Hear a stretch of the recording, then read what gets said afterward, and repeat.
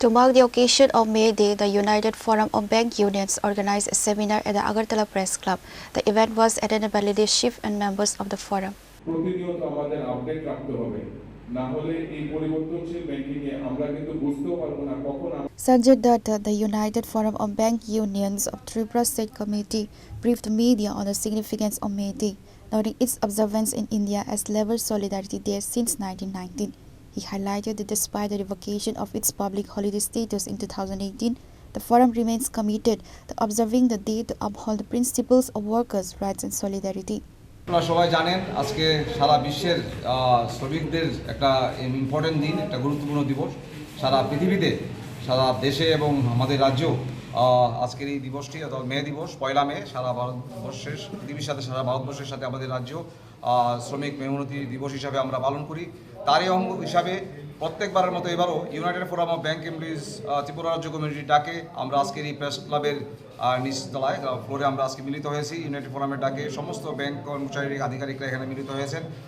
যদিও ইতিমধ্যে আপনারা জানেন আজকে বুদ্ধ পূর্ণিমা, এবং বুদ্ধ পূর্ণিমা উপলক্ষেও আপনাদের সবাইকে শুভেচ্ছা।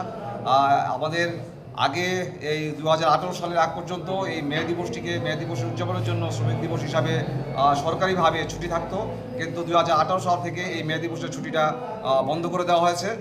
সেটার কারণ হয়তো সরকারি খুব ভালো বলতে পারবে। এই মে দিবসটা হচ্ছে শ্রমিকদের দিবস। আমরা জানি 1886 সালে আমেরিকাতে অসংখ্য শ্রমিকরা যারা মালিকের বিরুদ্ধে লড়াই করেছিলেন তাদেরকে হত্যা করা হয়েছে। তারপরে 1989 সালে সারা ভারতবর্ষে সারা পৃথিবীতে আন্তর্জাতিক শ্রমিক সম্মেলনের সিদ্ধান্ত হয়েছে যে 1890 সালের পয়লা মে থেকে এই মে দিবসটি উদযাপন হবে শ্রমিক সংহতি দিবস হিসাবে। এবং আমাদের ভারতবর্ষে বলতে গেলে 1919 সাল থেকে এই মে দিবসটি শ্রমিক সংহতি দিবস হিসেবে পালন হয়ে আসছে।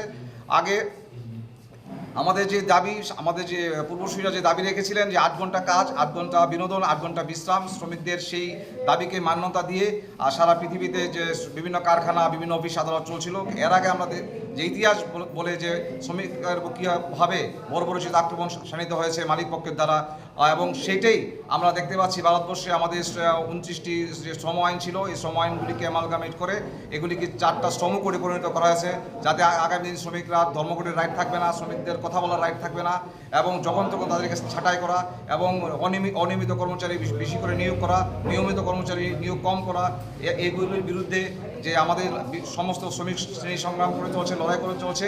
পাশাপাশি আমাদের ব্যাংকিং সেক্টরে যারা রয়েছে ইউনাইটেড ফোরামের ছাতার তলায় আমাদের দাবি আমরা রাখছি। এবং আজকের দিনে আমাদের যেটা ইম্পর্টেন্ট আমাদের ব্যাংকিং সেক্টরের দাবি, সেটা হচ্ছে আমাদের 5 ডেজ ব্যাংকিং।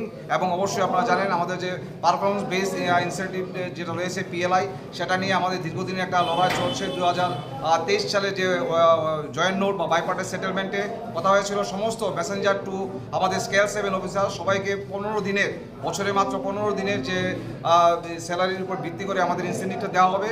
কিন্তু কেন্দ্রীয় সরকারের DFS director of financial services তাদের আঙুল হেলানোর ফলে দেখা যাচ্ছে মেসেঞ্জার থেকে স্কেল 3 পর্যন্ত এটা 15 ডেজ দিচ্ছে, কিন্তু স্কেল 4 থেকে স্কেল 7 পর্যন্ত সেটাকে 1 বছরের দেওয়ার চক্রান্ত পরিকল্পনা নিচ্ছে। আমরা জানি ব্যাংকিং সেক্টর, আপনারাও জানেন, আপনারা যদি কোনো একটা ব্যাংকের শাখায় ঢুকেন আপনারা পরিষেবার ফ্রন্টলাইন পরিষেবা আপনারা যাদের কাছ থেকে পাবেন সেটা আপনারা পাবেন ক্লারিক্যাল স্টাফ রয়েছেন, সার্ভিস ম্যানেজার যারা রয়েছেন, বা ছোটো ছোটো ব্যাংকে যারা ব্রাঞ্চ ম্যানেজার, ফিল্ড অফিসার রয়েছেন, all are under the scale 3।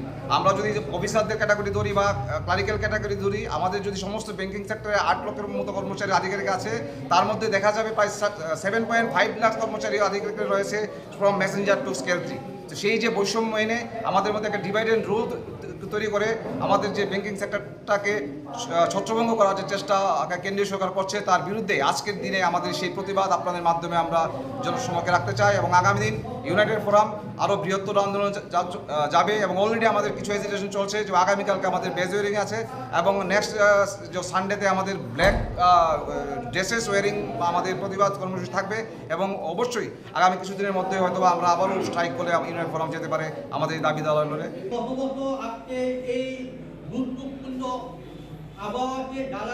Reported by Amit from Agartala, Chini Khora.